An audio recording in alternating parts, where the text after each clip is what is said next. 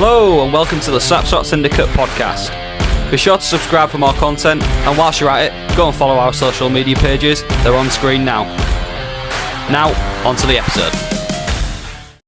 Hello and welcome to this week's episode of the Slapshot Syndicate. Season's ended and you'd think that would be the end of us, but boys, we've got some good stuff lined up, haven't we? Yeah, no plans are slowing down right now, have we? So we might as well keep the momentum going. Very full schedule.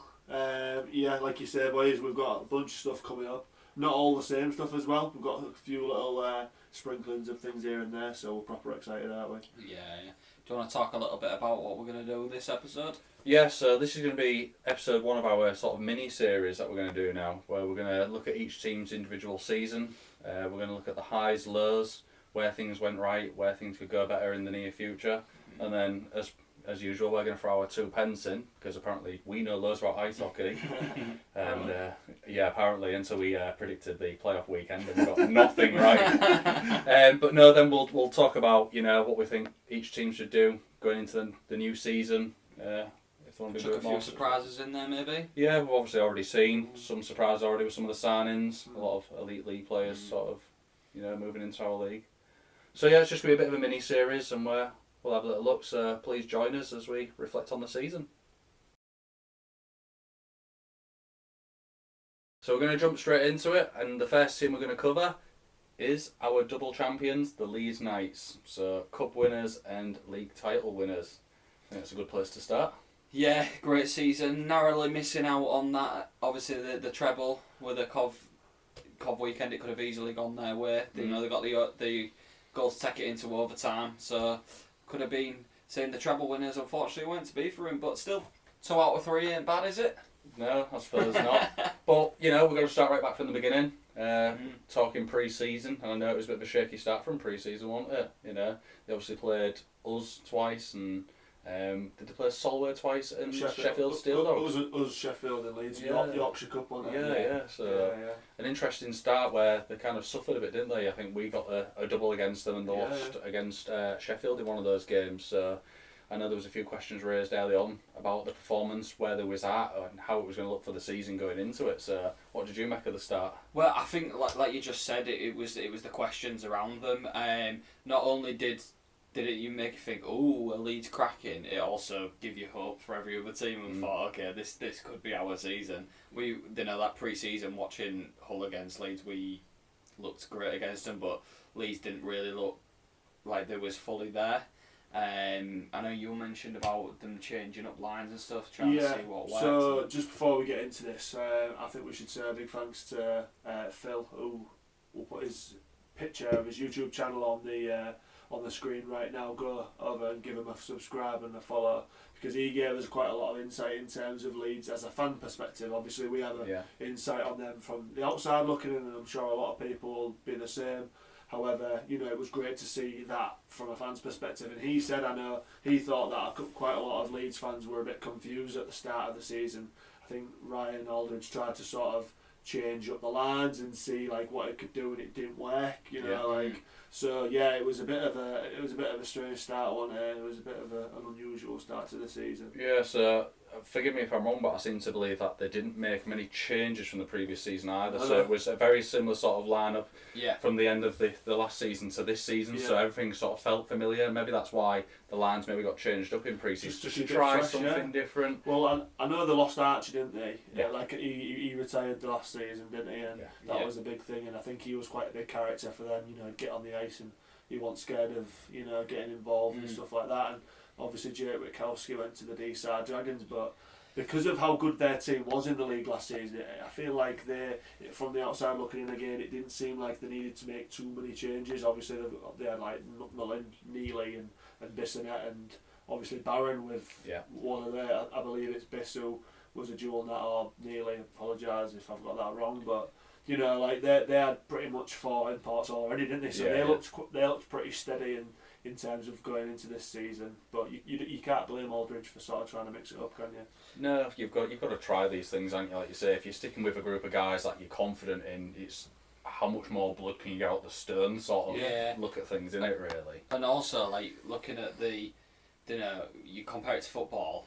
for years you had Man City with the same team running the league, and then you think, well, you don't try and fix something that's not broken. Yeah. I think that's what Leeds went into doing, and hopefully, yeah, you get the most out of it until you think, okay, we might have to start a bit of a rebuild here, or trying to introduce some more players into the team to just fill them voids that may have been left by people retiring. Until they're put into that situation, you 100% agree with that. Yeah, so if we look at potentially like the first half of the season, so we just talked a bit about pre-season there, so first half of the season up to Christmas time, obviously Leeds struggled a little bit. Obviously, I think the key point, well, from my perspective, would be obviously Kieran Brown having 2 sort of injuries and a sort of long-term absence from the squad. Obviously, the first one was the hit from Davy Phillips in the Hull game, which concussion, which put him out for a little while, and then not long after he returned, he got a wrist injury. Pretty nasty one as well, wasn't it? I think correct me if I'm wrong, but it was something to do with, did he join up with GB? He took quite a bad hit or something like that on his wrist, and he was out for quite a while. So when he did come back, he was quite slow to start up, which with Brownie being sort of your main man, no disrespect to all the other players in the team, it's always going to put you back a little bit. And I think the title race sort of showed that with where they were in the league and who they was trailing. Raised his eyebrows, done it for other teams, and this is more of a credit to Kieran Brown for what a phenomenal player he is. But you take him out of the squad, all of a sudden every other team's looking at thinking, we've got a great opportunity here. We need to capitalise on it. If that's their weakness, then they didn't half weather a storm. Well, this is a guy who's had 100+ points for the past God knows how many seasons. You know what I mean? This is a guy who performs season in, season out. He is the glue, goals, assists, just general player, captain, leader, legend. If you want all those cliches, true, you know what I mean. And when that guy is no longer on the ice, and it's not just 1 game, 2 game, we're talking 6, 7, 8, 9. And when you get those hard games and those gritty games, and you need to look for somebody, normally it would be Kieran Brown, but it wasn't there. You've absolutely hit the nail on the head. And obviously they've got a lot of players in the team where they can look to, like Matt Hayward, for example, and people like that, and obviously Bissonnette, they rely on him quite a lot this season, but like you say, as you do need that X factor, don't you? Like, we look at it in our team, and that's obviously Owen Sobchak, and we look around our team, and obviously we've got people like that, but Brownie really is the boy for those. But taking him out of the equation means you've got other players that can sort of step up there. So you mentioned Bissonnette. I mean, he's had a great season as well, to be honest. Probably flew under the radar a little bit with Brownie being out for a bit there, but you look towards certainly the back end of this season and the performance he put in within the playoffs, and he's been another standout performer for him, really. Top assists as well for the team. Really stepping up to the plate, and so this is the thing. Your leader drops out. You've got a bit of an opportunity. It's either you take the opportunity and go, oh, well, I'll step up and I'll lead, or no one does it and the full thing crumbles around you. Yeah, I agree 100%. And going like you say, that's sort of what they had to do in the first half of the season, wasn't it? In regards to their first half of the season, it wasn't really plain sailing. No. There was a lot of little factors in there, weren't there? And as I know you mentioned previously about obviously where actually they were at Christmas, and for the first time since definitely we've been fans of ice hockey, because again, we don't want to bang the drum about it, but we haven't watched ice hockey for that long, really. We've always seen Leeds at the top of the table and by a stretch, things like that. Christmas time this year, that definitely wasn't the case, was it? We've always looked at that and thought, how is anyone going to close the gap to these? But evidently, start of the season, you had the MK, Swindon, Hull to a degree, all up there fighting for the same places with only a number of points between them all. So so like you say, around Christmas time, looking at the league table, so Milton Keynes was obviously top, 52 points with 33 played, Swindon 48 points, 33 played, and Leeds was third, 31 played, 47 points, so they had a couple of games in hand, which we know they didn't catch up until way later, but to see Leeds in third come Christmas when half the season's gone, it's sort of unheard of, isn't it, really? And you sort of thought, oh, is this team got the legs, got the ability to sort of get back into this? Especially, the Leeds had the advantage of playing less games, but even with the points at that time, they couldn't have made enough points to get on. Yeah, exactly. So there was always a deficit even at that point.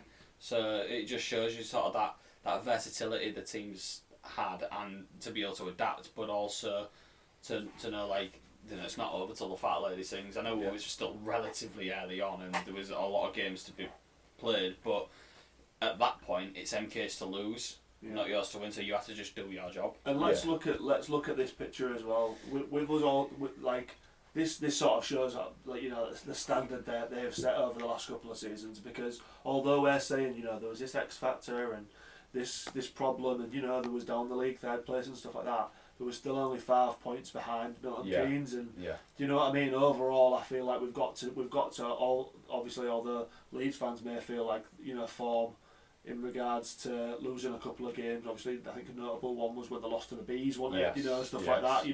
There was a couple of games there where they almost may have thought like, what's happening to us here? But there was always there, weren't they? Like they've been really consistent, and I think, like you say, that depth in that team is a big contributing factor to that, isn't it? And it was around that time, as I mentioned there, where Leeds started building a bit of momentum. Yeah. They beat Swindon in overtime, which was a massive extra point for them. They went and beat Romford, who was coming into a bit of form at that point. They did a double over Romford. Then they came to Hull and beat us. Give us a little bit of a lesson there. And then all of a sudden they just started to get that momentum built. I think it was only really in January, first sort of week, they had the loss to Hull and the Bees. How many times do you see Leeds get a 0 point They had a weekend? bit of a wobble there, didn't they? And that, at that point, and again, this just goes into your sort of point as, MK and Swindon are sort of rubbing their hands here thinking this could be the first time in ages that we, there's going to be somebody else who's going to win this league. Yeah. So, but like I say, I wanted to touch though, obviously, on the consistency throughout the team. Like we said, we've mentioned Brown, we've mentioned Biss. What about those imports then? Matt Barron, he was amazing. I think he's had a really good season now. I think especially on the power play for Leeds. I know their power play hasn't been brilliant, overall in the season. I think it was only about 33%, which it's still decent, don't get me wrong, but maybe it should be a little bit better for Leeds. Still got to find something else, haven't you? But you mentioned obviously that Matt Barron, he obviously, we know he performed, but again another one that flew under the radar because he came up with 83 points in the season. We've just mentioned Biss, he was only a couple of points above him really, and the next imports being Noel McMullen and Bowden Neely, they've probably underperformed, would you say? I don't know. As a defenseman, I don't think you need to... Maybe from looking statistically in terms of points, but I think if you actually watch a Leeds game and see how much they do for Leeds, like I'm a massive fan of McMullen and Neely personally. I've been singing a lot this season about defensive imports, and whenever I talk about that, I always go straight to Leeds, and they're the kinds of players who are going to throw themselves in front of slap shots and stuff like that. And again, that's a quote. That's not a figure of speech. That's someone's actually told us that repeatedly. And the penalty kill. I know Leeds' penalty kill was fantastic this season, wasn't it? I think 85%, something around that margin. But there's got to be a massive factor in that, haven't there? But saying that, McMullen, he got 13 goals as a defenseman. Throughout the season. So again, he's been really important. And you've got the amount of assists that he got was really good. Yeah, you've got Ollie Endicott as a forward that got 14, and Buesa as a forward who actually only got 11 goals. Yeah. Well, I say only, but in comparison to your D man, it's still. Yeah, Noah's done fantastic, and so has Matt, and obviously we'll go on to those later on in the podcast. Mentioning Endicott, they've got this thing, haven't they, Leeds, of we've got the best third line in the league, but that third line was really good, wasn't it? Gallagher, Endicott and Braden, I think, at times, and I think I don't know if he went up and down the lines and stuff like that, but let's talk about those for a little bit, because interesting. Do you remember one of the last games of the season? I mentioned it to you guys and at Cov. I said, have you noticed what they do every time the puck drops? Their third line is always the team that's out. And I don't know whether that was a tactical thing from Aldi to sort of be like, right, where are they putting out first, so I know who to send out next or whatever. But the trust that you've got to have in those three lads to sort of be like, right, I know what I'm going to get with these guys. I'm either going to win the puck or they're going to hunt the puck down. And obviously you can't really slouch on the third line goals that are coming from there. There's a lot of teams in the league that I think their second lines are probably like the points that they've put on. Yeah, and then they've obviously had a solid backup netty in Harrison Walker as well. He played 13 games this season, where Gossy playing the other 44 and still come out with over a 90% save percentage for a backup netty. That's pretty solid, isn't it? I think it speaks to death. What do you make to that as in regards to Leeds and their depth and the line sort of thing? I think like the full core is just really good. Like you say, you're just talking about the goaltenders there. I mean, everybody knows Sam Gospel's an absolute joke, and you know, there's a lot of talk. I know, especially other teams like your imports, like the main men, like the imports this, the imports that. But in Kieran Brown and Sam Gospel, they've probably got the best two British players around at the moment. And you know, when you've got one at the top who can score and create, and the other one's stopping goals going in. On his head. And I think we was talking before we recorded tonight, and I don't think Sam Gospel is. He's obviously regarded very well, and the fans love him, but because he's not a goal scorer, the glory isn't always there on him. But like, it really is interesting to see like what worth he is amongst all them sort of players. You know what I mean? If you could put a value on him, I mean, what is he worth? It's so interesting, isn't it? Because like you say, unless you're a Leeds fan or he comes to your rink and does a job on you, which to be honest, probably 7 times out of 10 he does. Yeah. You know, like you say, you are always focusing on the points and this person got 5 points this week and stuff like that. But how many saves has he made? He might have 92% save percentage, which doesn't seem like a lot, but if he's probably saved 60 shots, and it's when he's for his season as a whole, shots against 1,316, goals against 103, and so that gives you your 92% save percentage. I just feel like it gives you that bit of extra context in if you're versing 1,316 shots in a season and you're only letting. For me, it's not even stats. I think the greatest example of what a goaltender is and what they are is Coventry. When we just went, we said this. You know that MK game against Peterborough, I believe it was, where Headley had no right whatsoever. It was an open goal, but got across and saved it. And we all said, like, you know, if that goes in, the game flips over. Yeah. And you get these big characters who are in the goal and they've got to make these crazy saves, which they have got no right to do, and they change the course of a game.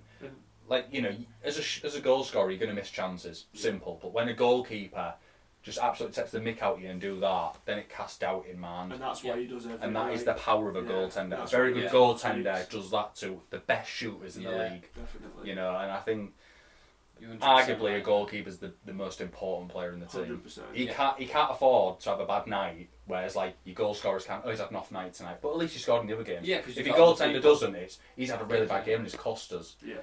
The biggest characters for me in any team is your netminder. I agree, and they've probably got the best Absolutely. around in full. And I don't even think it's that close, if I'm honest. No, it's not. And again, we talk about Renimar and Levine and people like that, and Headley. You know, like we have got a really good crop of good goaltenders in our league at the moment. But it's consistency. It's always compared to they're in the top 3, they're in the top 2, but it's never. That's the best net. You've got to be able to do it back to back to back, and Sam just done that, hasn't he? And just like in terms of Leeds as a whole as well, you know, just in the regular season, just seeing that, you know, they only went to overtime 3 times.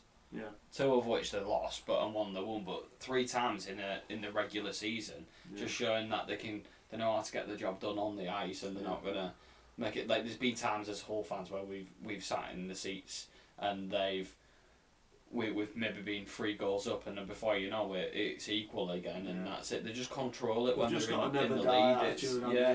And it'd be great to sort of ask Goldie what's the blueprint of that. You know, and I'm sure a lot of teams will be following it, but I think we can all agree that despite where they were in the league in January, the second half of the season they really turned it on. Yes, that consistency really saw them through, didn't it? So that's where I want to move to now, because obviously we've divulged a bit there on that mid-season bit there, and as much as I love to go into the ins and depths, let's get back to the timeline. So Christmas time, 3rd in the league, games in hand, as you mentioned, wouldn't still take them top of the league, but Kieran Brown sort of makes a return coming into the second half of the season.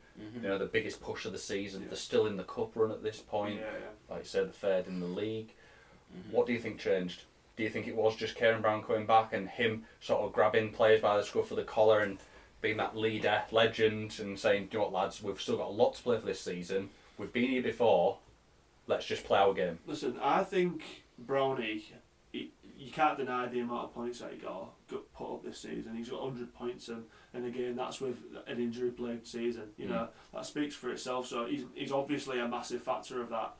But I think you've got to look towards the coaching staff as well. Like Aldridge, like this isn't a fluke. Like he's won the league 3 years in a row, and I think when you, for example, when we play Leeds, and like you've just mentioned with like 3-goal deficit or whatever, they never looked phased. When they conceded at Coventry against MK, they never looked phased. It was like, all right, it's one goal, you know. And I feel like there must be something around that camp where they've got that inner belief. 2 years in a row, we're gonna make it 3. We're still in the cup. We're gonna win the cup. We are gonna win the league. And I think personally, Aldridge there is the kind of guy to be like, if you haven't got this attitude, go play for Leeds Knights too. You know what I mean? I think that's got to be like obviously there's big personnel and Barron and Grozzy and you know Neely and people like that and McMullen and Biss and you know you can go on and on forever, can't you? These are obviously massive players who come up with individual brilliant moments, but I think for me in the second half of the season, the reason why they've got to where they are is because of the environment and the product. The person at the top who's you know sort of ordering the general at the top who's ordering the troops. Do you know what I mean? I think for me, like with what you're saying, it really resonates with what I'm thinking, and I think the one word, mentality. 100%. Yeah. The guy at the top, as you said, the mentality of a winner. Yeah. He knows what to do, knows how to get the best out of his team, and then it's like other players, like you say, it's not just Kieran Brown, but like we've mentioned it, we've obviously made a few jokes about it, but like Endicott this season, third liner, but he's got that sort of like swagger, maybe a bit of arrogance about him. Yeah. He knows he's playing third line, but he knows I'll just go out there and I'll start some. Exactly. I know I've got the backing. Yeah. And there's players like Bowester as well. He had a few moments like that, especially when he came and played against Hull. You know, a bit of that. I'll just start throwing myself around a bit. Yeah. That mentality of just self-belief. Every person's got a role, and is it almost like Aldridge being like, I believe in you, you're going to be my man to do this, and that player's like, oh my god, he's choosing me to do this, I'm going to throw myself around the ice. I think that is the biggest thing for that Leeds team, is that is the mentality. But also it's the playing for each other.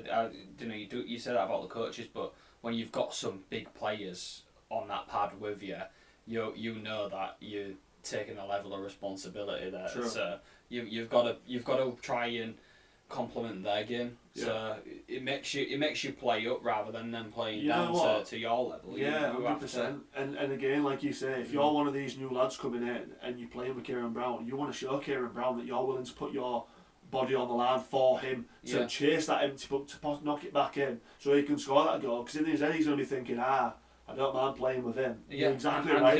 He'll trust you more. Exactly. As well, so you might be in the pocket so when there's big players you want to play with and show yourself off for, but you also want to show yourself off for Aldi. That's a great point. I agree with you. So, like sticking on with this theme of mentality, then. So as the season goes on, Leeds stay thereabouts, slowly pushing to second place, and Swindon moving to third, and that gap stays. I think it was about 4 or 5 points still between the top two. Yeah. Eventually, obviously closing up a bit more, but we hit the cup final. Yeah, so obviously, that was a contributing factor as well, wasn't it? The Leeds were sort of playing cup games and dropping behind with their league games, and if Swindon were winning, they'd go back to second and stuff. And it did sort of look for a while like Leeds are going to drop off here, but we've got to remember as well, like they was making their way through the cup after they'd won their team, they had like semi-finals and bits and bobs and like that, so they were losing fixtures because of that, and like you say, obviously. Yeah, and let's not forget about their schedule, because this is where I wanted to go with it. Period of time, Leeds was playing like 3 games a week. I think there was like 3 or 4 games in like 9 days. I think it was like 4 or 5 games. You brought it up in the episode. Yeah, I think we did a Saturday and a Sunday. Did they do like a Wednesday, a Friday, and a Saturday? Friday. And that's like crazy. 5 games in a week. Yeah. Like, and they won. I'm about 99% sure they won every game. Yeah. And we were just like.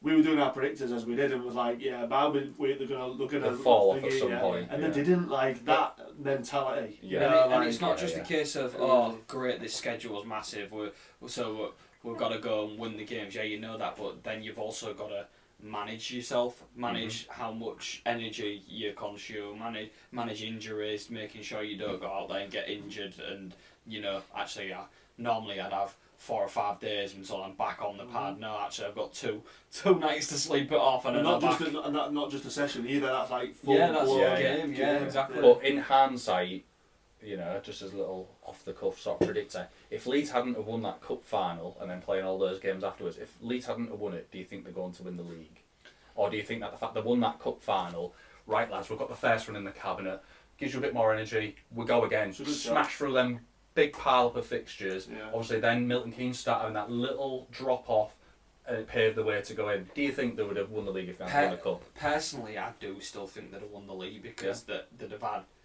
in my opinion, more hunger to make sure they come away with something. I also, at this point, when you say Leeds started like biting at the ankles of MK, you could see that they were calmer under that sort of pressure in that environment, whereas Milton Keynes were maybe getting a little bit wobbly. Like I mentioned earlier, it was theirs to lose, and Leeds was like chasing it, which is unusual. I think had it flipped around and Leeds been the top MK chasing, Leeds would have controlled it completely. So I do think they. And we've got to remember as well, if they'd have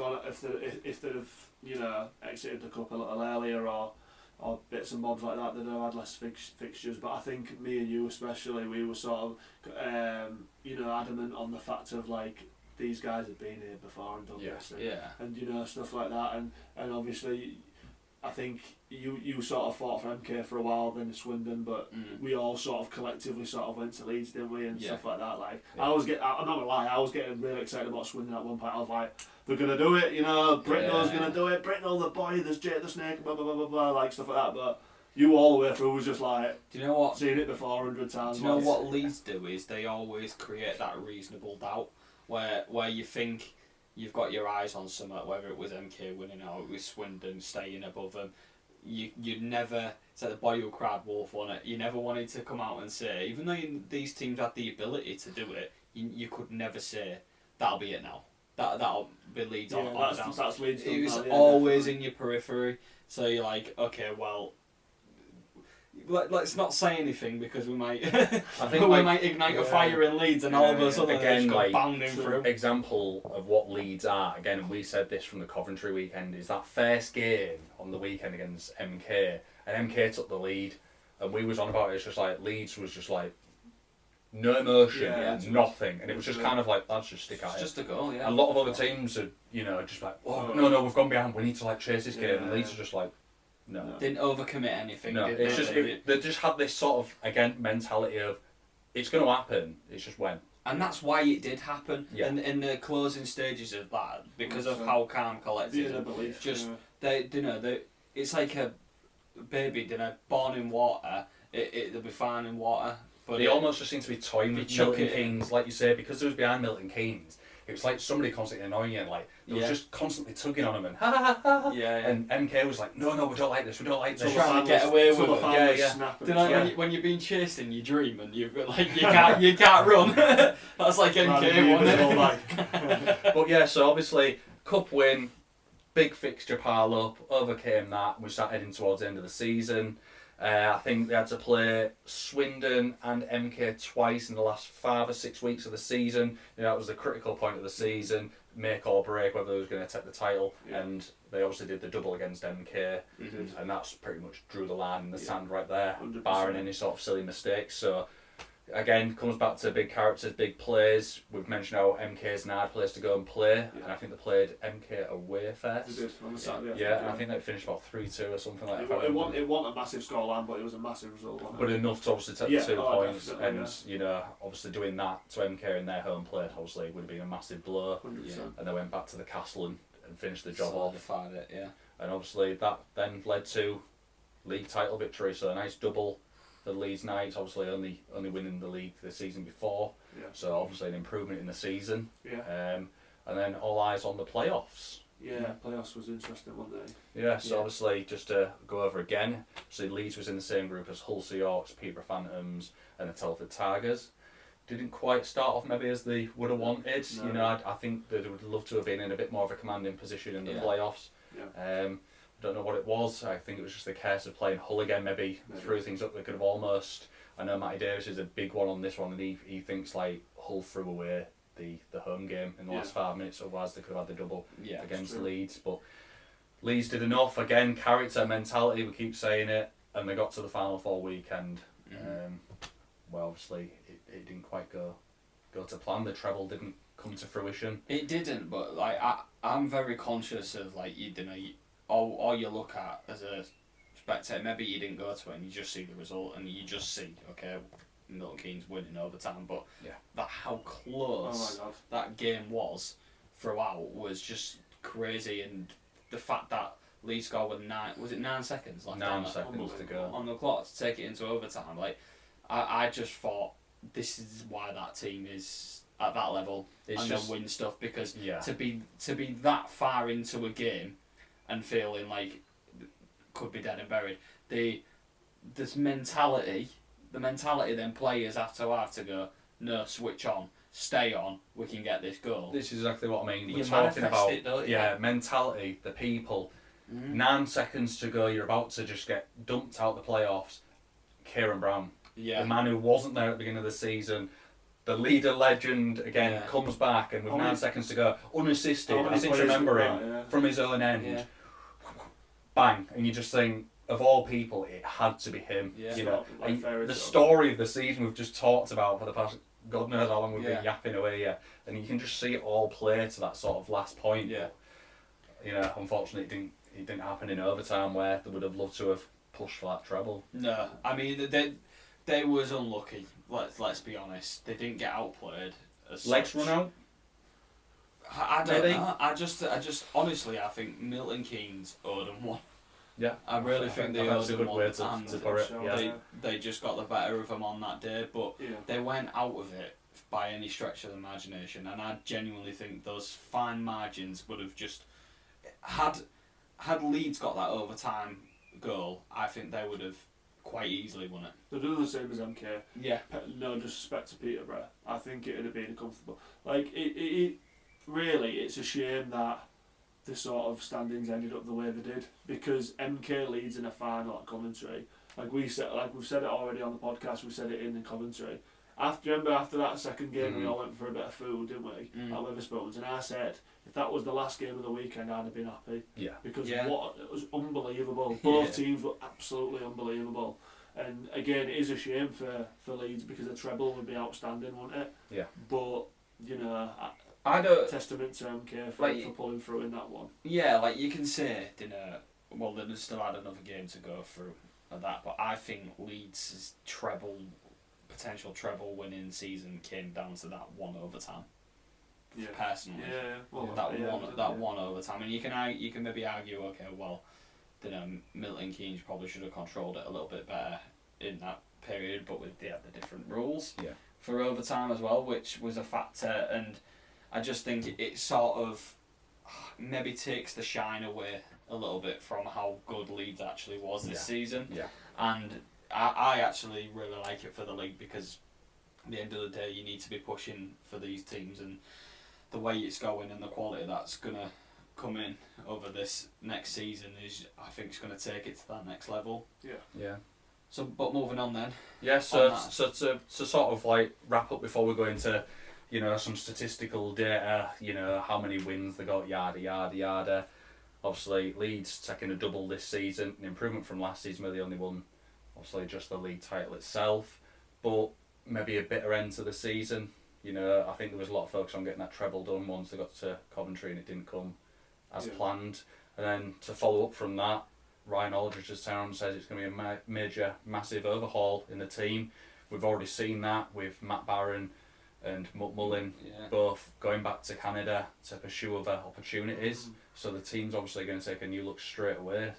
Two massive cogs in the wheel, isn't it? For them to be going. Is it going to be a good thing? We don't know. I know we was talking before we started filming. Is consistency the same players over and over again a winning formula? Does it become stale? Do you need to change things up? But then new personalities in the change room, does that then not really gel as it maybe could? But I think Leeds have the potential to have a rocky first half of next season. Yeah. If I'm honest, if they're gonna go through a bit of a overhaul and start bringing in new players and stuff, you can't expect anything, but it's going to be unrealistic to expect them to just jump on the ice and that's it. You're back to the same old Leeds Knights team performing at that level. But with a coach and manager like Aldridge at the helm, you also you breathe that mentality he's got throughout the team. So he's going to set his expectations from the start, and you either live up to it or you don't. I don't think he'll settle for anything less. So I think him personally will probably make it happen for Leeds relatively early on. There'll be a couple of games there that might be a bit shaky in my opinion, but he'll soon get a handle on it, and I think we'll see a strong Leeds team next season. Anything to add, Rossy? I'm basically just seconding what Brad said really. I think it's a really unusual space. I think after winning 3 leagues in a row, for your manager to come out and say big things are happening or things are changing, I don't know how I'd feel as a Leeds fan, coming off a double as well. Mm-hmm. Obviously you understand that if 2 of your biggest players have been, taken out of the team, not taken out of the team, but they've gone to pursue whatever, then of course there's going to be big, there's obviously big choices and big changes to be made. My biggest thoughts is how do you replace those 2 players, and if you do, who do you replace them with? Obviously, they'll be talking to agents and people here, there and everywhere. Every season there's new players who we've never heard of, and they might be coming up through the colleges or wherever in North Well, let's America. be honest, with the increased imports, it's not as if they're going to need an import net. But the point, but that's the point, isn't it? But last season they had 3 imports, so they've lost McMullen and obviously Barron. That leaves them with technically 1 import. So they've got Leeds as they are. They've still got 3 imports to come in. Yeah. Now, what avenue do you go in down there? And that'll be a really interesting look, because the squad that they've already got there is really strong. But also you've lost people like Hayward, for example. There are holes in the team that need to be filled in the right way. And like you said, Brothers, in terms of how they do that and how it actually, if all the joins connect, it'll be interesting to see what. So before we just jump into the stats, I want to challenge you both on that. So just to also add as well, but Matt Hayward obviously retiring. I think that's a big character to miss as well. The experience, wealth of knowledge in the game. You're obviously talking about import increase there. How do you see, what direction do Leeds Knights go here? Do they, with that additional import, do they get another 2 import forwards and get the 1 import D-man? They've already got 1 at that. Yeah, so it'll be 3 import forwards and a D-man. Depends, because when you've got Kieran Brown in your team, it's almost like having another import, isn't it? It's bang on right there. 100%. That's the luxury of having a player like him in the team, isn't it? So for me, I'd sort of, it might sound silly, I'd sort of replace what's going, but so I'd get 1 D-man, 1 forward, but then again with the luxury of us having an extra import now, where do you get an extra D-man and totally shut it down defensively, because going forward they're not bad. However, for me, I'd want a really solid centre to replace Hayward, in my opinion. Someone who a solid second line centre or first line, whichever way you decide to do it, and really cement that. For me, I want to go proper off the cuff, and I don't know if it's just something in my mind, but I don't think Leeds complete the 4 import slots, and instead I think they go for elite league players. You know what? Yeah, that's a good shout. I think they're good enough, as you said, with the likes of Brownie, where they're good imports for Leeds, but they aren't the be all and end all like they are for other teams. They make up a good bit of experience and a good bit of quality. But for what Leeds have achieved, both staff wise and players and everything else, I think they could easily just drop into the elite league and just go, you will come and make up our import slot, even though you're just a Brit who's 32, 33. It's true. And I don't think they need to fulfill all 4 slots, to be honest. Just in this pre-season, we've seen 4 players drop down, haven't we? Yeah, this is the big thing going forward. It's becoming sort of not a trend, but it's sort of becoming is it becoming eye-opening to elite league players being there might be something here there, and here's the money, it's not bad money, what do you think to this? And it's you have to imagine obviously elite league level, it's really professional. That what is required of playing in that league is it is professional, so you're going to have to look after yourself, you're going to have to do this, that, Different and the other. colour fixture, It's a completely different package playing there. If you're getting on a bit, 32, 33, you think, I just want to slow down a bit, but still play competitively, our league's now becoming very much like, oh, that's the place to go. More attractive to them, innit? Even if I've got 2-3 years left. Because of, as well, the amount, the attendance and the quality and things like that. But it's not even playing either. How many players are you seeing now coming through where the elite league players are coming in to do a bit of coaching? Yeah, exactly. Player coaches appearing. Yeah, player coach. Do something through playing for those teams. Yeah. They aren't just coming just to play. They're looking to expand their career for when they're finished. Exactly. Yeah. So, yeah, for me, for my little bombshell there is I don't think Leeds complete 4 imports. Yeah, it's interesting. Instead, I think they go for wealth and experience and draw from the elite league. Yeah, that'd be like for Hayward, wouldn't it? Like a good experienced player who knows what he's doing and can sort of lead his line, sort of thing. Yeah, that's really interesting. That. Yeah. Anything else to add, or should we look at some stats? Let's have a look at some stats. So I think on this one we just need to shout out some of these stats already on the page. Leeds played 54 games, won 40, 11 losses, 1 overtime win and 2 overtime losses. So win percentage of 0.778%. That comes out to. That's the team to beat, isn't it? Yeah. What more can you say? I think as face value, that maybe doesn't look as impressive as like when we come to look at Milton Keynes. I know Milton Keynes was close in terms of points, but Milton Keynes came a lot from overtime wins. Yeah. You know, when you look at Leeds just getting the job done in 60 minutes and moving on is their biggest winning factor. Getting back on the coach and having the legs up sort of thing. You know, when, like you said, when the legs maybe go and games get a bit hard, they're not having Milton Keynes had to go for that extra 5 minutes and had to really die to get those 2 points, you know what I mean? Whereas Leeds have just, we'll just do it in 60 minutes. Yeah, you know what I mean? just do it. And I think it is a massive factor there. 3 overtime is very surprising, to be honest with you. With how common it is in our league, only to go to 3 games in overtime is really good. Isn't it? But lose more than they've won. Oh, in overtime, sorry, I was confused. It's true, but again, the bigger picture is that they're getting the job done in regulation. I mean, I wouldn't mind that stat, to be honest, if that was us. If we lost more than we'd won in overtime, but when the total's only 3, I can live with that. Yeah. As long as we're getting points and giving away points to people. Yeah. And they're obviously they scored 253 goals and only conceded 135. That's massive stat. That's a stat that needs highlighting, that, because that don't get sung about enough. Yeah, so on average that's 4.69 goals for them and they're conceding 2.5, so it's almost double. Yeah. So, you know, it's massive. They're scoring double than what they're conceding, which obviously contributes to winning, but it's not even close, is it? It's not like they're scoring 3 but conceding 2, so it's really close. They're just double. Yeah. You know, essentially, aren't they? There's a question here for you. Like, is that? Could you argue that your defence is more important than your forwards or not? Because I know obviously your forwards your bread and butter, but if you haven't got a good defence, like look at us for example.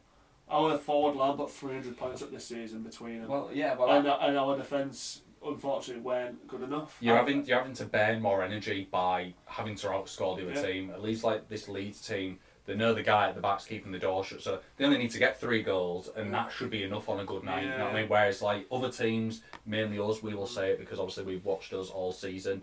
We've seen it ourselves where we go 3 goals up, and you still think we could do with a couple more here just to make us all safe. Well, I said this relatively early on for us is that our weakness was conceding just as many as we were scoring. Which if you're gonna win things, you need to shut the door at one end and open it at the other. That's and that's in exactly black and white right there. Yeah, exactly. 135 goals conceded over 54 games.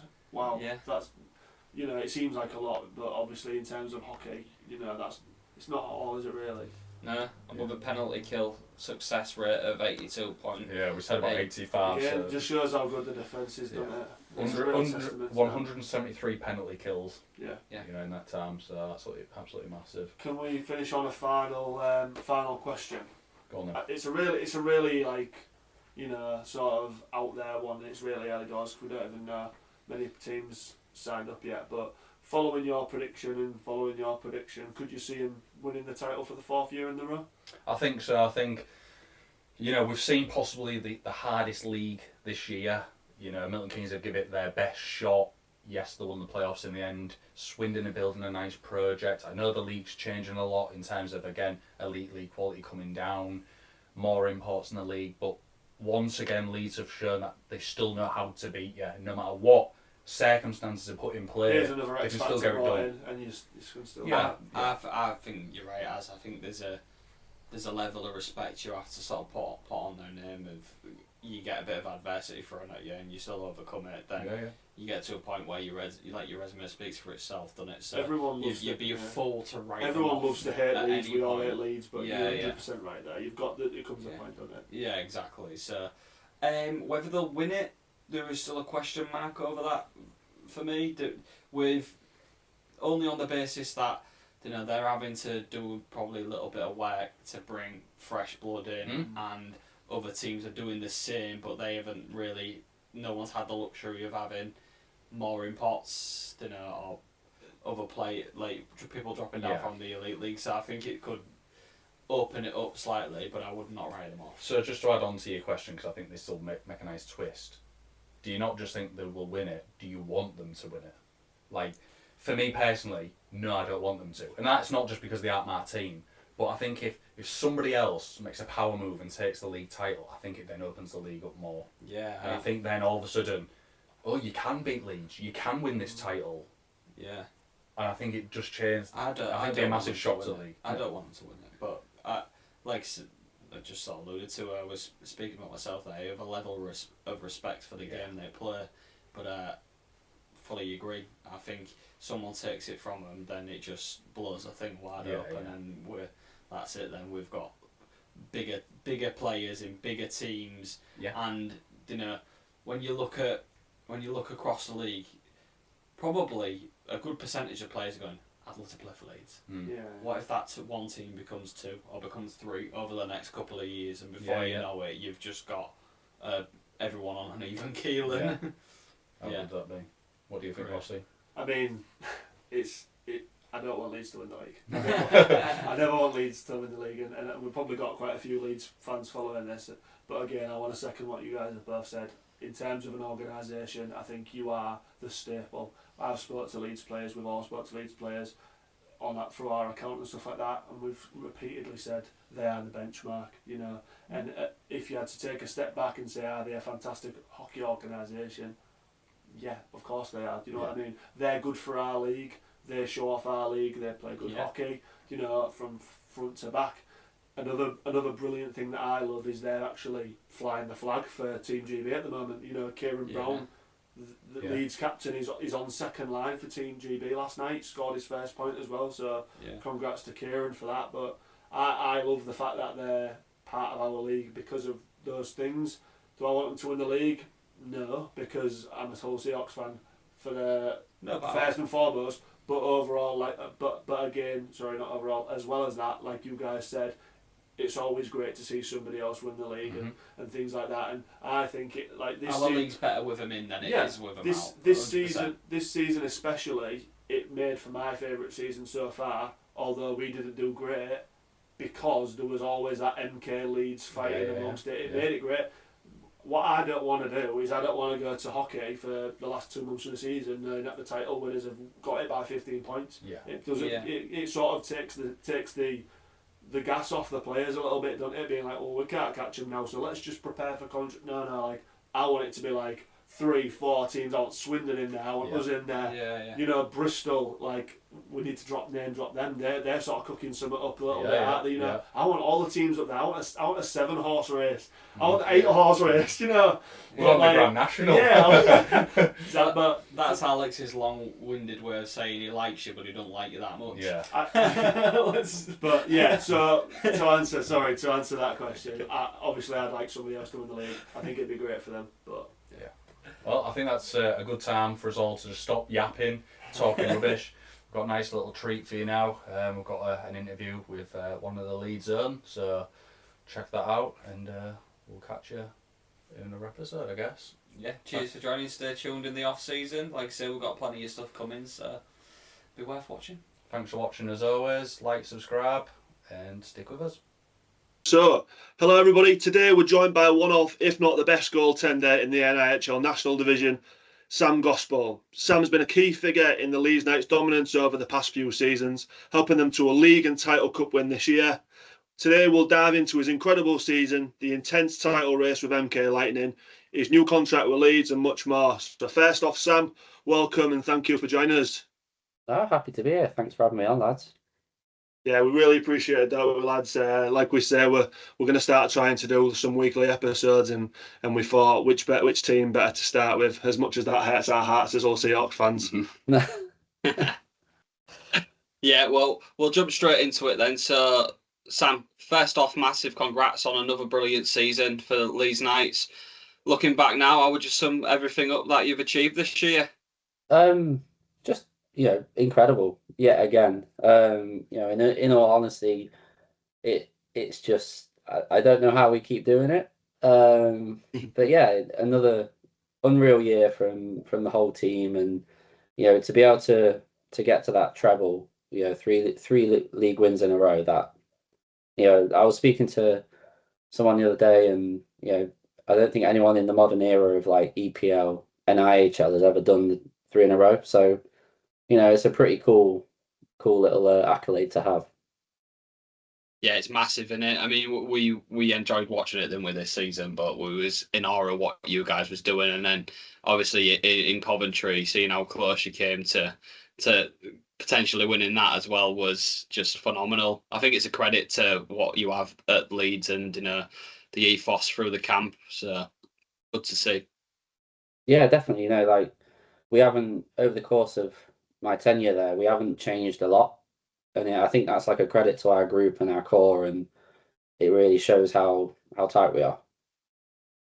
Yeah, was there a moment this season that you realised like the Knights had what it took to win the league? I think like from the get go, like we knew we've got it in the locker room. And like it's obviously been well documented. Like this year, it's been so tight all the way through. As ourselves, MK, and the top four-ish team, ourselves, MK, Hull, Peterborough, and Swindon. We were all there or thereabouts for a while, and then fortunately we managed to bridge that little gap there. But yeah, we knew it was there, but I think throughout the course of the year we didn't play our best through the whole year, sort of thing. There were times where we dropped back, and then MK took over, and for everyone watching, I'm sure it was a good little dogfight to see 2 teams go at it all the way through the year.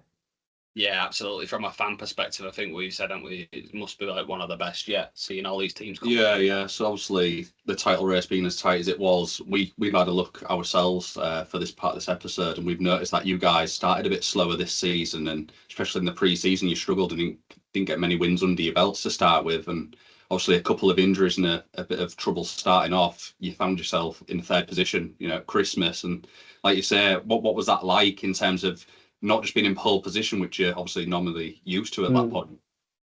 Yeah, like this season aside, like the past 2 previous seasons, we've had such a hot start. I think the first year we won the league, so 3 seasons ago, we ran off to like a 21 game win streak or something, and like we looking back, it's just absurd. And then like it was close last year, and then this year, we, like I said, didn't get off the hottest start, and I don't think there was any panic. I think it was just sort of we got to figure this out. Otherwise, it is going to slip away from us. Before, before the race even started, we didn't want to be behind. So yeah, I think Christmas time was a bit of a wake up call for us, and we had a few meetings in the dressing room and sort of got our heads together, and if we're not careful, we're going to let this slip away, sort of thing. Yeah, and just as like a follow-on from that, we've sort of talked about how cool, calm, and collected Leeds are just as a team. So you can go behind, and you never really see the team go to like panic stations as such and try and chase it. It's like belief in. It seems like from an outsider, it's the belief in your own ability that you can go and get one back no matter what. Yeah, that's it. It's no secret of the scoring talent we have.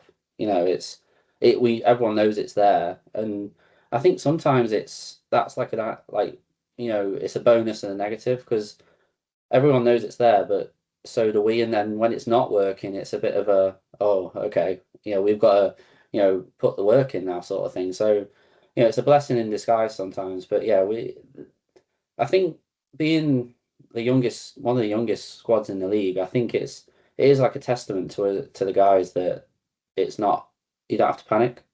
And Ryan and all the backroom staff, we've worked really hard on sort of making sure that panic doesn't enter because when you panic, you tend not to think the same way. So it's an interesting concept of trying to remain calm. Obviously, it might look all pretty on the outside, but yeah, I'm sure it's a big fire drill underneath. But but yeah, it's and sometimes it might come from me, it might come from some of the older guys, but I try not to panic, and hopefully it kind of runs through the lads that I'm back there, and it might look a bit chaotic at times, but I promise I do know what I'm doing. Well, I was going to follow up with a question there and say, do you lot thrive off that pressure? Because although you were, we talk about being third in the league and stuff like that, it was only really, 5 points between you and MK, and you guys obviously fell behind with fixtures and stuff because of the cup and things like that. So, like I say, you was never really like hugely far behind, but is that sort of something that, again, you talk about, the mental strength of the squad being so young? Is that something that Ryan sort of instills in you, being tough mentally and physically over that stretch? Obviously, at one point in the season, we touched on it earlier as well. I think you went through about 5 games in a week, didn't you? Something like that. Yeah, like that cup run. Obviously, it was so nice to get it over the line for us. It's, sometimes I think the cup gets left behind a little bit, but for us as a group, that was a massive achievement because the past 2 years we've let that, like within our own sort of control, we've let that slip away. And to get that over the line, I think it gave us that boost to go and push on kind of thing. And obviously the schedule was just crazy, especially on the lead up to it and everything like that. And then having the final against Romford, it's a long way down there, and likewise for them. But yeah, I think getting that cup win really gave us that boost, and it kind of relieved the pressure. So it kind of let us play a bit more free, which was quite nice. And I think when you can play with a bit more freedom, you become more creative. So it's it was after that cup win, it was quite pretty to watch. From my point of view, like looking forward, it was good to watch, good hockey. Yeah, I mean, we've all said here that when we saw your guys' fixture pile, if we had like 5 games in like 7 to 9 days or something, we will say it now, but we predicted there would be some sort of fall off. But big credit to you guys because you just seem to keep winning and keep ploughing on. And like you say, it must, like you've just said, it was a big relief to get it over the line, but to then keep the league sort of winning mentality going as well must have been massive for you all in the dressing room. Yeah, it was like the lads in there, they're just great. Like it's such a good group of guys, and like I said, we are young, but we've got like the older heads like myself, Matty. It seems like we've got older Matties, but yeah, we've got some. The older guys. We try and keep it sort of playing like a level where we can manage it. Like the younger guys go up and down. It's like a roller coaster. But as older guys, we try and as best we can, we try and keep that level on as we can because things get hectic, and if we can have some guys that speak up in those hectic moments, we're onto a winner there. Yeah, so onto a slightly negative side. Obviously, the playoff weekend didn't exactly go your way, or certainly not the way you would have hoped. Obviously, you lost the semi-finals to MK. So how did that feel? How did the team process that, especially after such a dominant regular season over the majority? Yeah, it was a tough one. Like, it's hard because you have such a successful season, and because of like the natural location that the playoff weekend falls on the last weekend of the year, it almost feels like that year's almost come to a close, but on a sort of a negative note. So it's kind of hard to process because it just obviously on Saturday it just ended that and credit to MK, like they just did not give us a chance. They and we didn't play our best for us. I don't know if you guys were there, but like probably a sick game to watch. Oh, you know, back we and said forth. ourselves and the Weatherspoons after, if that had been the last game of the weekend, it'd have been an unbelievable watch. Yeah, It? Like, you know, even if it was neutral or non-hockey fans, people would be buying tickets the next season. Yeah. It's fantastic to watch. And again, you say MK played fantastically, but I mean, I think we all said as well, you guys had to get credit because like the way in which he was so cool and calm and kept clawing back into the game was so brilliant to watch. Yeah. We knew as fans that up until the end, Leeds still went out of it. So when you got that goal, I think it was 9 seconds towards the end of regulation, they not just the Leeds fans, the whole arena erupted. So it was a cool one. Like, you know, like that kind of moment. That's like, and it would seem, you know, everyone else in the building's like biting their nails and freaking out because 6-on-5 empty net kind of thing. You know, it's like it's what you want to watch. And for us guys, it was just like, we'll just go out and do it. Like if it works, it works. And Ryan drew up a play, and you know, the one guy you do want on the puck got it, and you know, from our point of view, he got it, and you know, he does what he does best. So yeah, it was cool to get that like drama moment and take it to OT. So it was, and then OT was quite interesting. So it was good fun to play in. But obviously we came up out on the wrong side. So yeah, and as like a slight follow up to that one as well, you know, we couldn't have had it that you won everything this season, because there'd be nothing more for you to do, would they? So how does that leave you now? Do you feel more motivated heading into the next season? Is it as always. Fire? Yeah, as always. Like I think as athletes, and you know, you play to win. You know, and like obviously in Leeds, I've been in such a fortunate spot to be able to win. You know, be successful and win a lot of trophies, and which has been so nice because like I think over the course of my career, I've had like success in Nottingham when I was really young, but we had success in Nottingham when I won the treble, and then doubles at Telford, which was quite cool, and went back to Nottingham.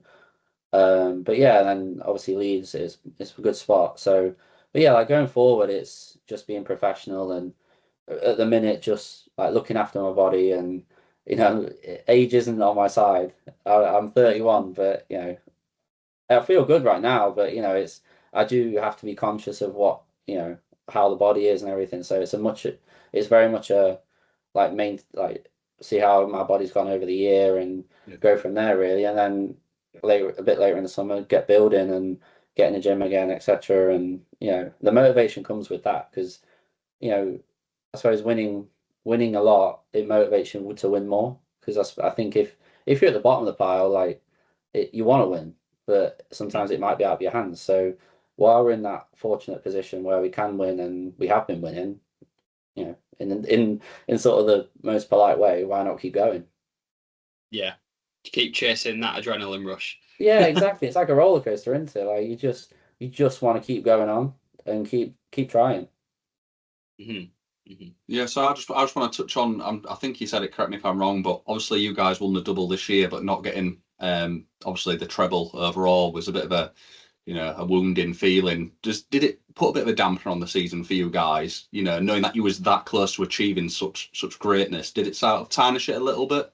I think so. Like it's always like a bitter pill to swallow because, you know, with some of the guys, I was like Matty's obviously calling it a day, and Noah and Matty B, they're leaving as well. So I think that like for the finals, like our motivation was to do it for them, kind of thing. But like for the whole team, but because that would be it for them, it would have been like that fairy tale ending. So yeah, it was like a bitter pill because it was just, you know, the way we saw it, it was cut short.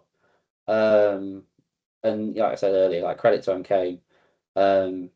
They're not in it for, you know, Matty Haywood and Matty B, but you know, it was in our hands, and you know, we didn't play as best we could have. So yeah, it was a tough one, but I think, you know, it was our kind of fault we didn't win, sort of thing. So you know, it's something we have to learn from, essentially. Yeah, I mean, it speaks credit to like what you guys are building, because, you know, if that had been Seahawks taking 2 trophies, we'd have been over the moon. It'd have been the greatest season. They'll be celebrating now, won't they? I think there's people with the t-shirts off walking East Hull for 3 weeks after. But yeah, obviously for you guys to say it's a bit of a downer of a season when you still achieved so much is massive. And we'd sort of talked amongst ourselves and like, in our mind as viewers, is it a bit of a downer? But obviously, to hear you say that, it's quite refreshing and interesting to know that that's how you guys saw it as well. Yeah, I think, like I say, it's just the way the calendar falls, because I think if we say we won the cup previous years, and then miss and won the playoffs if it was middle of the season kind of thing, I think it would have been a success. But because obviously the way the calendar falls, it is just like you've, no, I don't know if failed is the right word, but let's say failed at the last hurdle kind of thing. But then you sort of, that's it, done, and it's like a harsh reality kind of thing, because Sunday, if you don't win in the final, you don't. That's it. But I think I said in the dressing room, or I said to Harrison, I think I said, like, at least we've like completed it now. Like, we've lost Saturday, lost Sunday, and we won on Sunday. So there's no other alternative in terms of success on the playoff weekend. So that's one positive, I guess. Well, I sort of want to move through, we'll move back really to the regular season as well, because although obviously there was a bit of a disappointment at MK, you still was a fantastic part of the team. And then I want to talk about sort of your personal performance and the consistency this season. Obviously, you was top of the statistics in regards to the NIHL goaltenders with 92.17% save percentage, closely followed by your mate Harrison. Yeah, nipping my heels. How do you maintain that level year after year? And obviously, it's not a fluke that Harrison's up there as well. Like, I'm so interested to know, how does a Leeds United goaltender go about that? I think it's just like having that sort of expectation of yourself. I know I'm more than capable of playing at that level. And I think it's just putting that sort of, I don't know, individual pressure on myself to keep performing. I think goaltending's an interesting one, because you can't look at the numbers without going super nerdy and stuff, but you can't look at the numbers the whole year, because some of the chances, some of the goals against, some of the plays are just out of my control. And I work a lot with Colin Booth and guys like that I can just control what I can control. And if I stop the puck in everything I can control, then I'm doing my job. And like I'll take the credit for Harrison. I've helped him along the way. But yeah, like Harrison's great. Like, he's such a good tandem partner. Like, I've had him for 3 years, and he's excellent. Like, I tell him all the time, like, he's technically so good. And it's just about like nurturing that talent essentially. But yeah, it's in terms of myself, like, it's just making sure that I'm doing the same thing and not sort of varying too much in the week, and not going too hard in practice. And I don't think I'm the best practice goalie. I kind of try and just do my own thing and maintain my own rhythm, sort of thing. And then come like sort of ramp it up towards the weekend kind of thing. I like Friday practice to be a lot harder. In terms of like, we do a lot of PP, PK, and more game stuff. So I try and just work on myself all week, and then sort of turn it up and dial a little bit towards the weekend and just hit the ground running. I think Kieran said to me, like, during one of the weeks in the season, he was like, "Oh, I love it when you have a bad practice." And I'm like, "Why?" And he was like, "Because it makes you play good at the weekend." And I was like, "Oh, well, personally, I hate having a much practice, because it annoys me." So, but it's hard, because for me, like, I fully expect to save as much as I can, and sometimes it's not possible. And I think that's been sort of a challenge over my career, because I don't know. It's not me thinking too highly of myself. I'm just sort of confident, and you have to be. So it's an interesting one. It sounds like a lot of it, is the mental side of things. Like you say, obviously, that you're more than capable, and, you're sort of like turning up on the weekend sort of thing. So is there a lot of support there in regards to being mentally sharp? Obviously, you said that you work with other people and things like that off the ice. Is the people that are helping you with that? I know, obviously, when we talk about you all the time, it seems that nothing really phases you, but we've seen other goaltenders who can concede a goal and it completely wobbles and things like that. It must be a huge part of the game. It is, and like I take pride in it because I think like sometimes without trying to go too nerdy, but like some goaltenders overlook it, and you just want to like be in terms of physicality, you want to be the most acrobatic or the most flamboyant, and I think that being a smaller goalie that does come naturally to me, but I think just it's a bit of a simple quote. Like at the end of the day, they're trying to put it past me. That Yeah. whether it's a shootout, 3-on-3 overtime, 5-on-5, whatever the situation is, the team not in the same jersey as me is trying to put past me, and it's trying to try and sort of to relocate to that mentality. Everyone in the crowd could be losing their minds, and it's for me, it's just sort of remaining at that level where it doesn't matter what's going on around you. It's just that puck is going to be tried to put past me.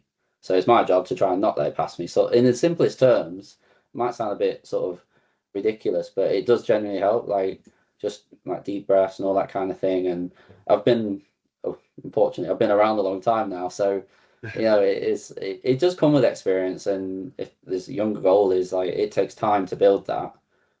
I say to Harrison, I didn't I've had like a successful career to date, which has been unbelievable for me. But I didn't really feel like I got good until like my last couple of years in Telford. So I think I was a slow starter growing up.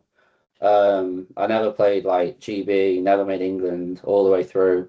I made like Midlands twice, and that was it. And then yeah, just a bit of a slow starter. But like as my career progressed, I've learned that A, like mental game is huge, and then like B, you just have to follow it up with like your physical and your confidence side as well. So yeah, like you said, some guys have helped me in the past few years, like Colin Booth.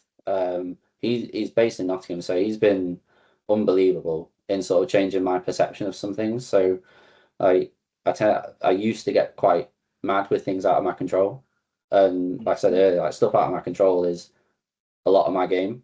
So I'd spend a lot of my game quite mad. Yeah.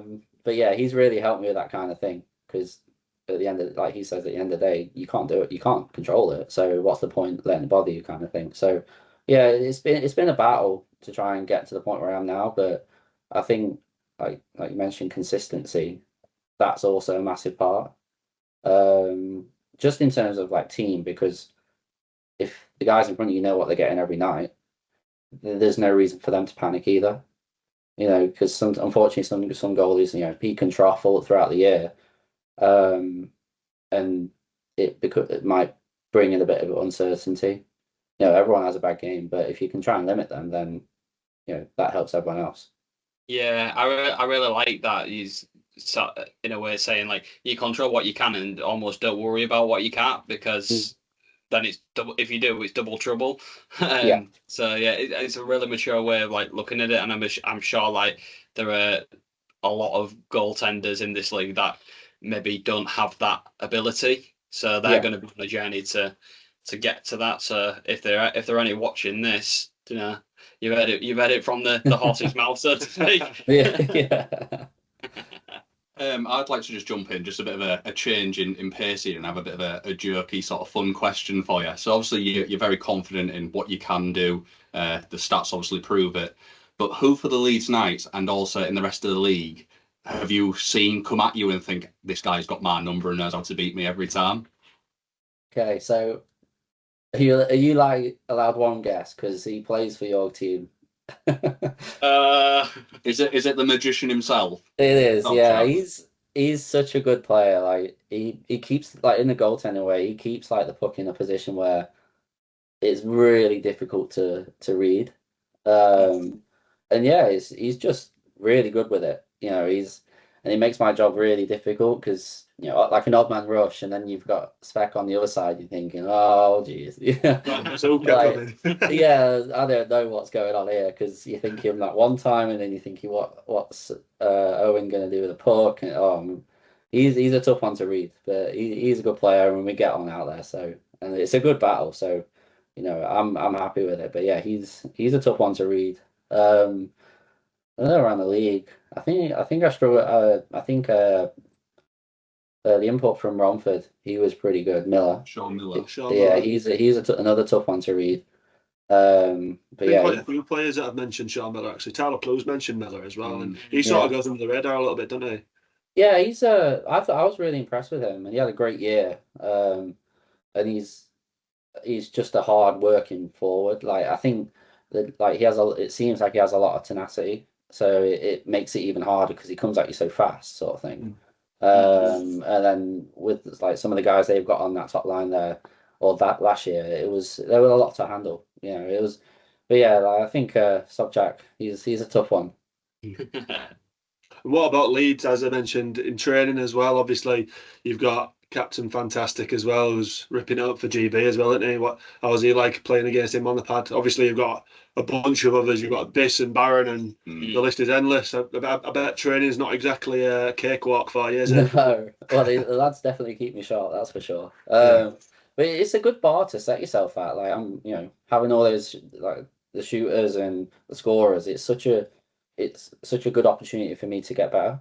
Like obviously I'm on the down like in a later stage of my career, so and there's a learning point. You always want to get better, sort of thing. So having those guys on the ice, like so good, so skillful, and like they move the puck so well. So it's always a challenge. But yeah, Kieran's got a great shot, and then like having Biz with him on the same line, like you don't know where Biz is going to shoot pass, and he's always seemed like a pass first guy over his career, and when he was at Sheffield, we used to have some good battles, and we used to have some choice words for me on the ice, but but yeah, especially with Biz this year, like he's been scoring so well and at such good times as well. And he's a tough one to read sometimes, especially when you get him one-on-one. Because he's so long. He's got such a long hockey stick, so it kind of. And I'm not that long, so I'm at a disadvantage there. I'm vertically challenged as well. Yeah, that's the better way to put it. Yeah. So moving on then, Sam. We're going to talk about obviously you're committing to Leeds for another season, and just a little bit more about yourself. So obviously you've recently signed a new contract to stay with Leeds.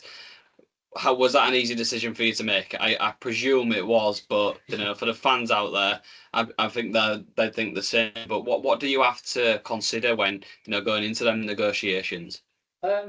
Just like I suppose it's just sort of home life, that kind of thing, and like Matty Haywood said a few weeks ago. He said it the Ward night. He said like we spend so long away from home, and obviously I don't live in Leeds. I live in Nottingham.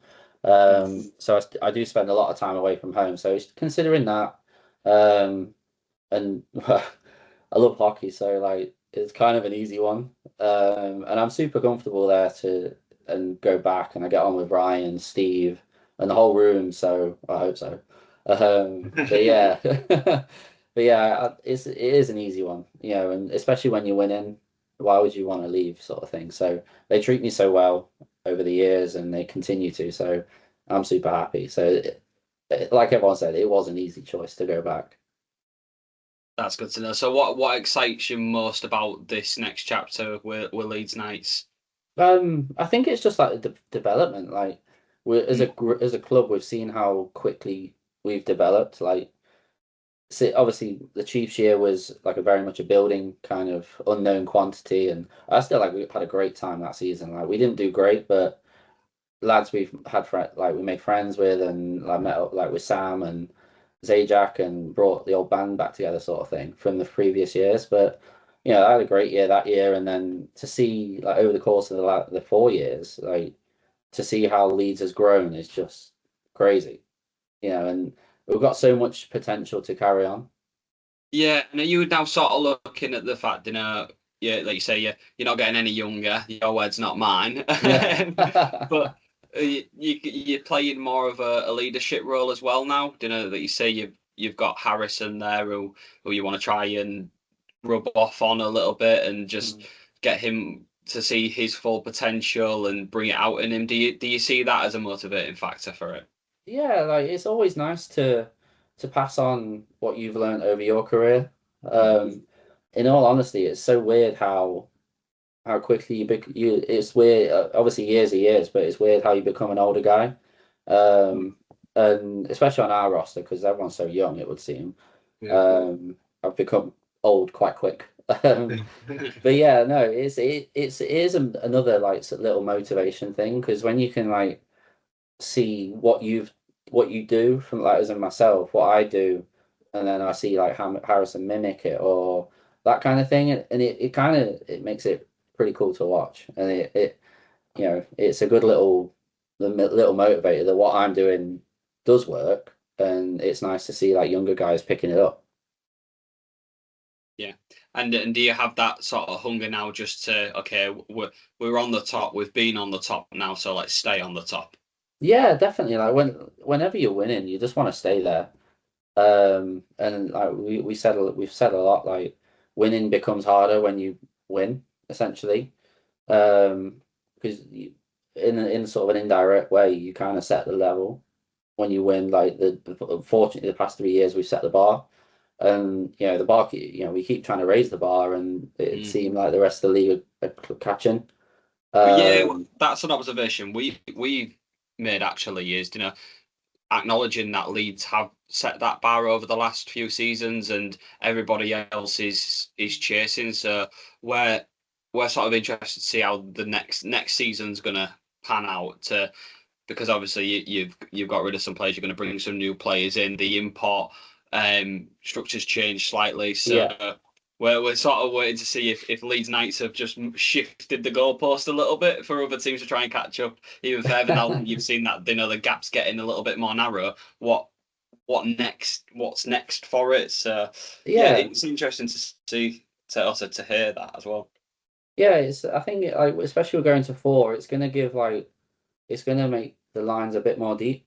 Essentially, if you go three forwards, 1D, and that kind of setup, like you can stack 3-on-1. His possibilities are a lot more versatile. I think a lot of teams will keep an import D or look to source an import D. But yeah, it's definitely an interesting factor because that's no secret. We've got to kind of recruit as a team with some of the guys leaving, etc. So. We might have a bit of a different look, but the same sort of mentality and that winning culture should remain, hopefully. I want to go a little bit left field here, and we'll obviously tell back to what we were talking about. But just talking about that import D, how important do you feel like that? Obviously, you're the guy behind the D men. How do you feel like that's really important? Because quite a few teams this year went free import forwards, and when you look at Leeds, you've got the the sort of quality and depth finish pleasure of having Kieran Brown, who's almost like an import, but having defensively heavy with Noah and obviously Bo and people like that. The defense is so solid. Do you find a lot of value in import D men? Oh yeah, without a doubt. Like having Noah, because I think Noah came in as he he'd admit it, sort of an unknown factor kind of thing. And having Noah, like he's been an absolute gem for me. He's been in the elite league for a little while and all that kind of thing. He replicates what I had there, sort of thing. So just that steady, just I know what he's gonna do. He knows what I'm gonna do, and it's just having that sort of secure top pairing. And then with Bo as well, he's young, hungry, strong. He's ready to go kind of thing. And they've been so good. And then following through, we've got like the depth and core, like with like Griff, Bales. We've got such a good group of guys back there. Yes.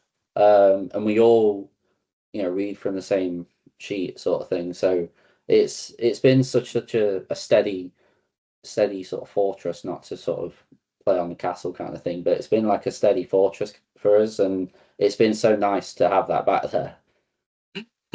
Yeah, I like that. And I think when we looked earlier, it was 135 goals out of 1,400 shots, and I don't want to, like we say, I don't want to get too much into it, but that defensive side of it definitely speaks volumes about that, doesn't it? Yeah, it's nice because they do their best to keep the stuff from the outside, and every goalie should be comfortable from the outside, but fortunately, when it does break down, I've been there, so it's been good so far. Yeah, there's no better safety net, is there, than Sam Gospel, I don't think. So we're moving on to the next segment, being the league and the fan base. I think that's more appropriate now. So obviously you've seen the improvement this season between teams. We've mentioned about the gap getting closed slightly. Have you really noticed the standard of hockey evolving, and what do you think's next for it? Well, it's like an interesting question because I think the standard does increase every year. Whether the Brits are, it's nice seeing the Brits are improving, and that sort of culture coming up is still producing quality Brits all the way through. And then like with the import level increasing next year, it is going to change the way I think the standard is, because you're gonna have, like I said, you're gonna have that depth. And yeah, I think it's an exciting time. Like, as long as, from a selfish point of view, as long as the league doesn't go crazy with import levels, I think it's still super important, and the main reason, to keep the imports down, because you're trying to nurture that talent coming through. And I think it is a good look for the league, like having 4. I think that's pretty cool. Like, I think it's a steady number. Like, I think the EPL was 4 when I played in the EPL, and yeah, I think it's pretty cool to see, and hopefully that'll be where it sits for a long time. I'm not part of anything sort of set in stone, but yeah, it'll be nice to have that level, and then sort of get the Brits to keep coming through. Yeah, and do you think, is that going to possibly add to you having to change your game slightly as more imports come in? I can imagine you see quite a few of the same faces throughout the season. See different ones come in, brings new challenges, and you might have to adapt to that. Yeah, definitely. Like, it's mainly teams go with a couple of imports on their top line, and then having 2 more available, 1 more than last year, it kind of alters that sort of kind of depth with it all. And it's having more danger, not just on the top line. Yeah. So obviously we've touched upon the import sort of side of things there, but how are you feeling now that Basingstoke are going to be back amongst the mix, which means more games in a season, more competition, and not just imports coming in? Obviously, we're seeing a few more elite league players dropping into our league now, which obviously the quality of shooter on somebody like yourself is obviously going to make it a bit tougher for you in the long run. Yeah, like, I'm glad Basingstoke are back in. It's so nice to see. It's so nice to see them come back in, not just be a club that fell off, sort of thing. Because they've got a massive heritage down there, and over the course of their years, and they play in the Elite League and Super League and all that kind of thing. So it would have been a shame for them sort of never to come back. But I think it will make it quite interesting with the rosters in the southern teams, because all of a sudden you've got 20 spots available essentially. So, and if you're a hungry player on the third line of somewhere else, that might be a more attractive spot. So I think it's perfect for the league. We're back to even number 12. teams now. 12, yeah. So there's always going to be a team, like every team is going to be playing each weekend and stuff. And like you say, Sam, obviously there's players that had to also find new clubs when Basingstoke went under, weren't there? And obviously a lot went to the Raiders and the Bees and people like that, and Swindon and all sorts. It definitely will make that sort of narrative down there really interesting, and obviously, again, we were all talking about the British players as well. That also allows for a load of British players a spot as well, which is fantastic as well, and allows lower leagues to perhaps step up. Yeah, exactly. Like hit nail on the head there. Like, it creates a bit more competition, and I think whenever there's competition, players tend to thrive. So you increase the player pool, and then new players will be found, which is great. And if they stay around the league, if they don't, whatever comes of them, there is now another spot for them to play. And I think that's massive for like the young kids, because you never want to see like a young kid sort of look at the Elite League and think, oh, that's out of reach at the minute, and then look at our league and think, oh yeah, that's out of reach, because you never want a young, so I don't know, 12-year-old to go, oh, no slight against the National One League or the Southern National One, but those kind of places, you won't want a young kid to think that's their spot, sort of thing. So you still want like the second tier to be super attractive. And I think bringing more teams in, and that helps that. Yeah, I couldn't agree more. And a lot of that, the attractiveness. You've hit the nail on the head again with the younger players watching and things like that, and fan bases obviously around that. And I think, like you say, with the foreign pass, it'd make for such a hell of a product and things like that. And Leeds have obviously got a brilliant fan base as well, and obviously they've built a massive fan base in such a short time. Do you feel like they, help you a lot on a game day, and how important are they an X factor today? Obviously, there's other teams in the league that get a lot of stick for the amount of fans they've got, but you definitely don't lack in that department, do you? No, they are genuinely wonderful. Like I don't know another club that's grown so well and so fanatically, sort of thing. So they are nuts. Like especially the cup final in Leeds. Like that was. I've never heard our building like that. And like you look up and like the flags are waving, and it was just pretty cool. Like they on that night in particular. Like it's so cliche, but they were the sixth person on the ice. But yeah, like they are nuts, and it is so good, and it's so good to skate out in front of them all, and they're such good people as well. On our fan, like when we have those engagement nights, and when we see the fans and stuff, they're so nice. They're good people, and it kind of rings true to the whole club. Like we try and sign the good people in terms of players and everything, and the fan base are just full of them as well. So I've been sort of fortunate to make friends with some of them, and call them friends instead of fans or whatever. So yeah, they are such good people and passionate as well. So like passion can get the better of a lot of people, but sometimes they are good, and we love them. So good. And so Sam, you're probably the most, if not one of the most respected players across the league, not just in Leeds.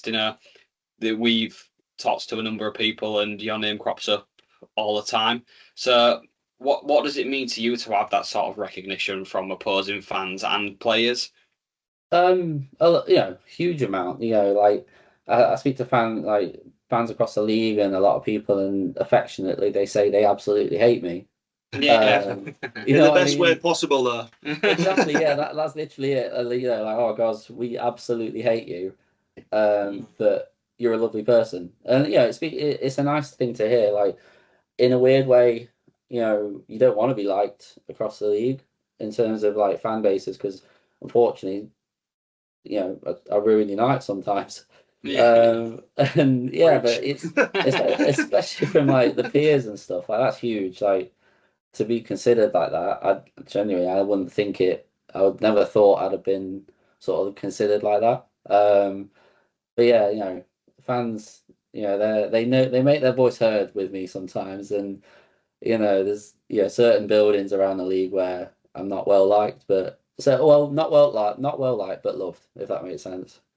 Yeah, not welcome. Yeah. But young Sam must look at current Sam and be proud of himself, surely. Oh, without a doubt. Like I wouldn't like put it in that way. Like young Sam wouldn't ever dream of being where I am now, sort of thing.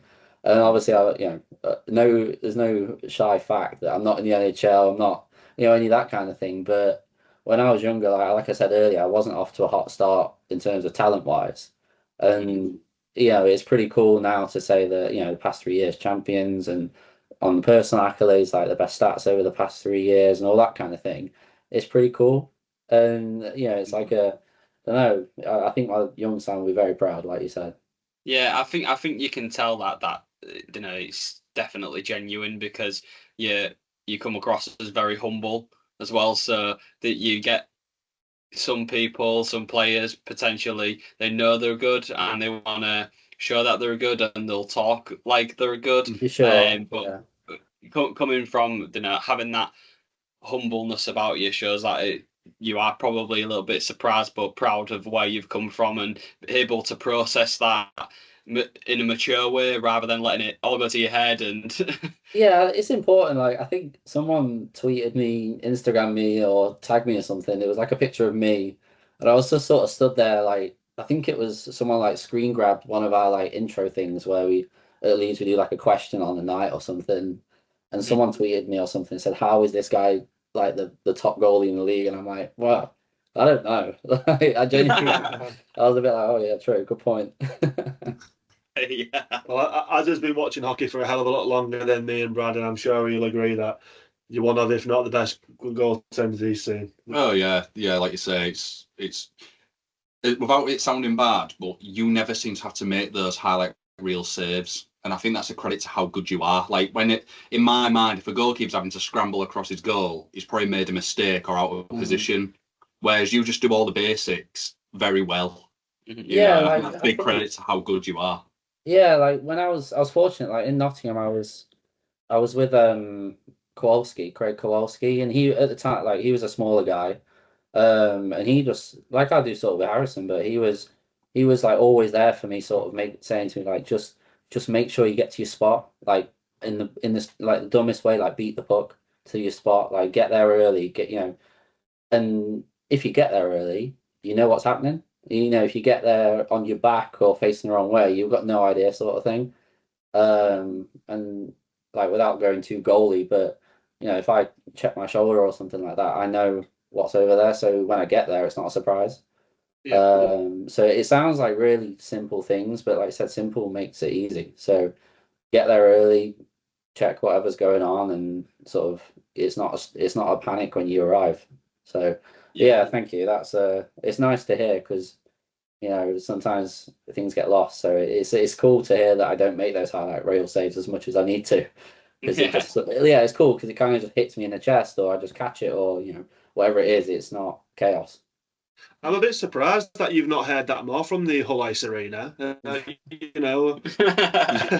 Leeds #1 there, I thought that you'd have compliments held at you all the time. Yeah, weird. There's some other words I hear at Hull Ice Arena. You can't make it out because of a thick accent now. Most of it's a kitchen utensil, so it doesn't make a difference. Yeah. All right, so a couple of closing questions for you then, Sam. The first being, obviously, we've touched upon the Leeds Knights having an incredible fan base, and they love you. Is there a message you want to say to the Leeds Knights fans who have supported you and the rest of the team throughout the season through highs and lows? Yeah, like, it's just like, obviously a massive thank you. Like, they are just that extra person, like I said earlier, and they are just wonderful people, and having them there every night means an absolute world to us as a group, and we're so fortunate to have them. So yeah, and in plain terms, a massive thank you. Yeah, so final question then. Looking ahead to the summer, what's your plans from now on? Are you just planning to sit back and recharge for a little bit? Have you got any things you need to prep on, or are you just going to go on all day for a while? Yeah, I'll try and do all of it, but yeah, like, as many holidays as possible. I've got a few stag do's coming up, but yeah, once they're out of the way, it'll be time to buckle down and get back to work. And like, my short game at golf's not too great, so I've got to improve that too. Why not? Is there no Leeds Knights lads holidays booked? Not this year. I missed out on one last year, and then we went to Benidorm the year before, so that was good fun. But I'm out of the 18 to 30 category now, so I don't think I qualify. I'd rather have a cup of tea than a pan. Yeah, literally, yeah.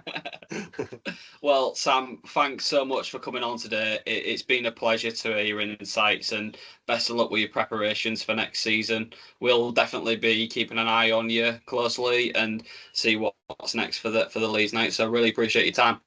Thank you very much. It's been a good time. I enjoyed it.